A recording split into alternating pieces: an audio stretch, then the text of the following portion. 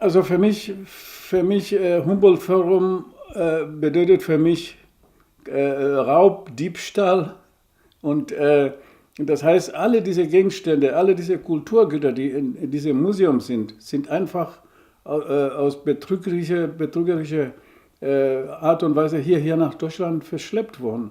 Und das heißt, das ist einfach Diebesgut, nach meiner Meinung. Es ist ein bisschen radikaler gesagt, aber das ist für mich ein Diebesgut und die gehören nicht in diesem Museum, die gehören die Länder, wo die herstammt.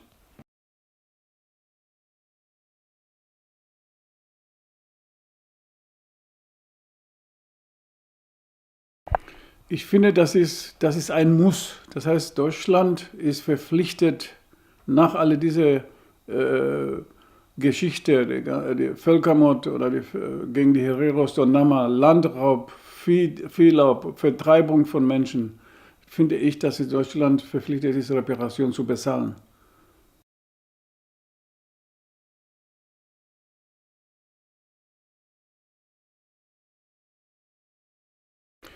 Ich finde, dass Denkmäler und überhaupt und zum Beispiel auch Informationszentrum sehr hilfreich ist und es gehört zu einer Aufarbeitung an eine Geschichte.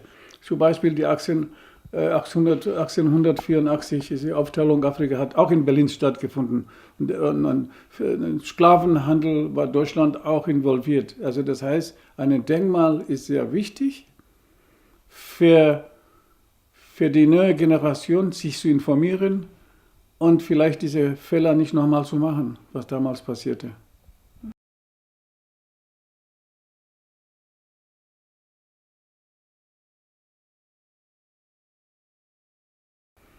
Die Gebeine und Schädel, was hier in Deutschland in Museen oder in Privatsammlungen sind, müssen unbedingt nach Namibia zurück. Also das gehört überhaupt nicht hier. Das ist menschenunwürdig und die Menschen die müssen zu Hause beerdigt werden. Also das heißt, wir fordern so schnell wie möglich die Gebeine nach Hause zu bringen. Das ist unsere Forderung, die wir seit vielen Jahren fordern. Bis jetzt haben wir zweimal mit Überführung von Gebeine und sind noch viele hier in Berlin an Museen und das finde ich wichtig, dass es einfach wieder nach Hause kommt.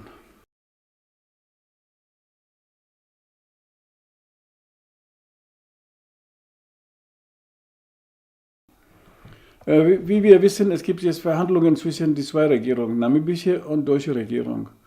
Und, äh, und, die, und, die, ähm, und die Community, die Opfer-Communities, die sind überhaupt nicht beteiligt oder sind ausgeschlossen. Das heißt, die Namas und Hereros sind ausgeschlossen. Und die repräsentieren über 95% der Opfer. Und das heißt, das geht ohne uns, über uns gar nicht. Also das heißt, das war eine Resolution im namibischen Parlament, wo alle Parteien zugestimmt hat, 2006, dass die namibische Regierung soll nur als Schiedsrichter dabei sein und nicht der Hauptverhandler, Verhandlungspartner von Deutschland. Aber wie wir jetzt wissen, Namibia ist jetzt Befehlsempfänger von Deutschland und die lassen uns einfach draußen und das werden wir auch.